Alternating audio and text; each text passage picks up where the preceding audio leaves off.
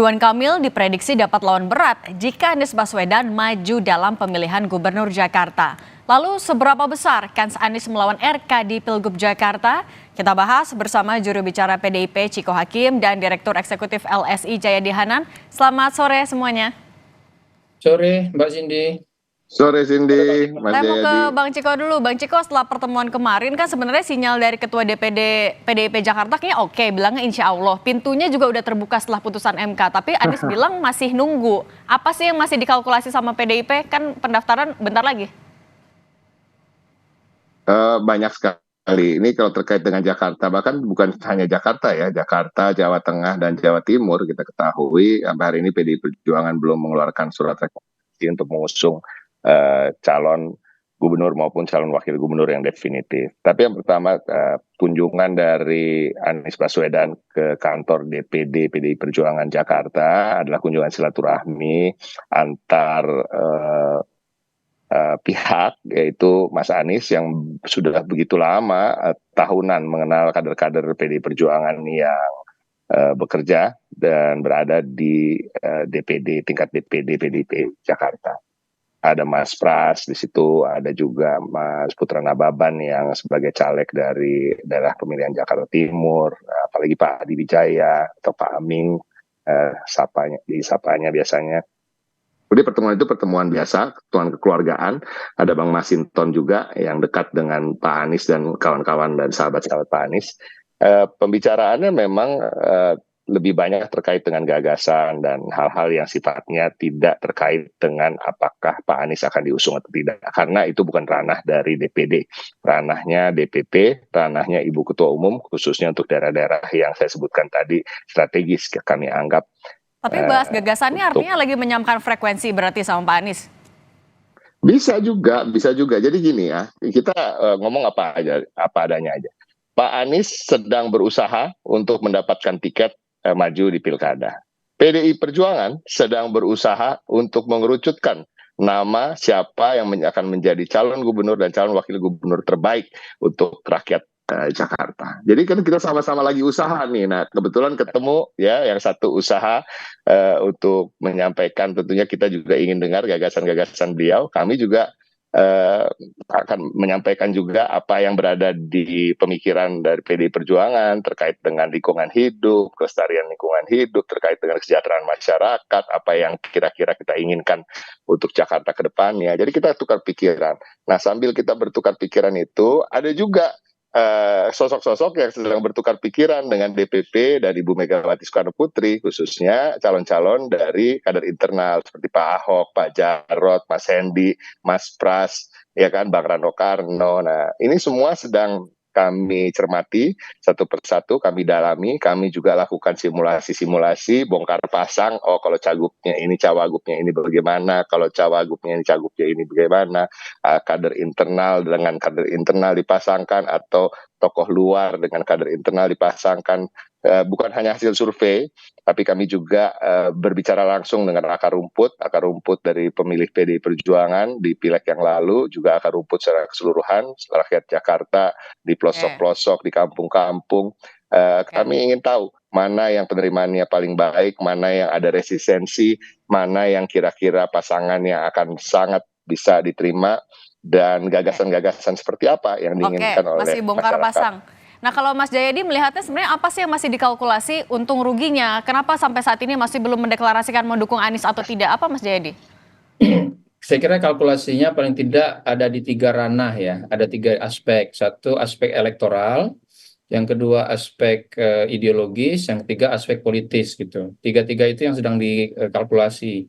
Dan tiga-tiganya cukup menantang untuk PDIP ya. Yang pasti ada, tadi Bang Ciko udah menyebutkan ada common denominator, ada kesamaan kesamaan platform umum antara Mas Anies dengan PDI pada saat ini. Mas Anies kalau mau nyalon untuk pilkada DKJ ini tidak ada pilihan lain, dia harus ke PDI. Jadi itu kepentingannya. Saat yang sama PDI Perjuangan kalau ingin menang dalam pilkada kali ini, salah satu yang bisa memperbesar peluang menang PDI adalah dengan bergabung dengan Anies karena diharapkan basis-basis Anies yang masih cukup loyal bisa membantu PDIP untuk memperjuangkan kemenangannya sebagai gubernur. Nah, dua hal itu bertemu. Tapi kalkulasi kalkulasi ini secara elektoral ya. Kalkulasi elektoral ini menjadi agak lebih sulit atau menantang katakanlah begitu karena PDI sendiri punya calon lain, calon gubernur yang juga cukup populer yaitu Ahok.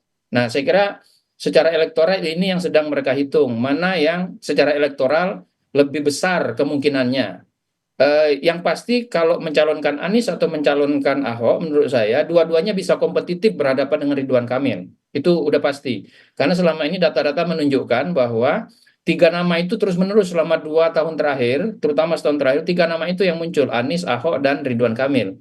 Nah, jadi tinggal lagi antara Anies dan Ahok itu, PDI Perjuangan harus menghitung mana yang secara tidak hanya kompetitif, tapi juga bisa memenangkan pertarungan. Itu yang sedang dihitung, saya kira. Yang kedua tadi juga disinggung oleh Bang Ciko soal aspek yang sifatnya ideologis. Kita tahu bahwa selama ini dalam perpolitikan Indonesia, perpolitikan Jakarta, ada jarak yang agak jauh antara Anies dengan PDI Perjuangan dan calon-calon PDI Perjuangan.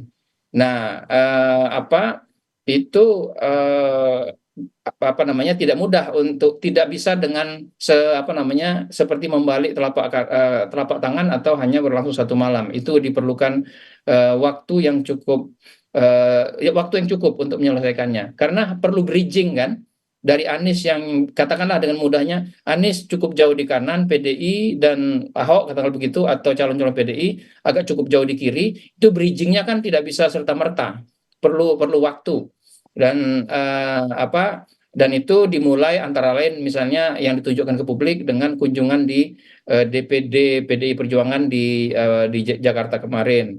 Nah, yang ketiga saya kira yang harus dihitung oleh PDI Perjuangan adalah soal politis, aspek politisnya.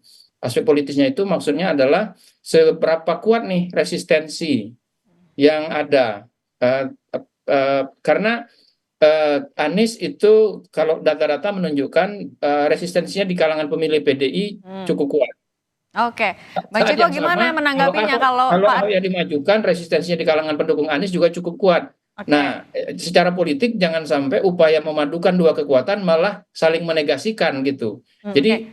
Jadi PDI secara umum sedang mencari mana kutub positif, mana kutub negatif. Jangan sampai negatif ketemu negatif atau positif ketemu positif sehingga dia tidak nyambung. Harusnya yang satu positif, yang satu negatif sehingga saling melengkapi. Oke, sekarang kita tanya ke Bang Ciko. Bang Ciko kan sebenarnya benang merahnya ada nih, ada sama-sama kebutuhan antara PDIP dan juga Anies. Tapi tadi potensi resistensinya besar sekali. Nah, kalau dari PDIP gimana dong untuk mengantisipasi itu? Strateginya apa? Kita tidak mau mengatakan resistensi ya, kita lebih mengatakan ketidakcocokan atau ketidaksinkronan. Ya, ini kan kita mencoba mencari titik temu sambil juga kami mencermati kader-kader di internal kami tadi yang disampaikan oleh Mas Jayadi Hanan bahwa sesungguhnya kan kalau kita bicara Pak Basuki Cahayapurnama survei tingkat elektabilitasnya juga cukup tinggi ya, tingkat kepuasan publik ketika beliau memimpin Jakarta juga sangat tinggi. Jadi sebenarnya ini yang menjadi betul-betul menjadi pertimbangan kami ke depan. Tetapi tentu yang utama pertimbangannya adalah tadi bagaimana kita bisa menyatukan suara, menyatukan dan mengharmonisasi masyarakat Jakarta secara keseluruhan yang di kaum-kaum kelas menengah, kelas strata ekonomi di bawah, dan juga kelas atas maupun juga kaum Islamis atau kaum nasionalis dari berbagai suku, berbagai agama, ras dan golongan. Nah, ini yang paling penting. Bagaimana kita bisa memenangkan pilkada ini dengan bisa mendapatkan suara yang bobotnya sama dari semua pihak dan siapa yang akan Tapi artinya masih 50-50 kemungkinan dukung Pak Anies, masyarakat. masih kemungkinan masih dukung kader sendiri Bang Ciko? Oh iya, saya selalu mengatakan bahwa peluang Pak Anies, peluang Pak Ahok, peluang Mas Jarod, peluang Bang Rano, peluang Mas Hendi, peluang Mas Pras, itu semuanya levelnya kira-kira sama. Oke. Kalau dari oke, artinya nanti kita lihat aja dari tanggal 27 sampai tanggal 29 apakah PDI Perjuangan akan mendukung Pak Anies atau dari kader internal? Kita akan tunggu sama-sama. Terima kasih Bang Ciko dan juga Mas Jayadi sudah berbagi di Kompas Petang. Sehat selalu. Terima kasih. Terima kasih.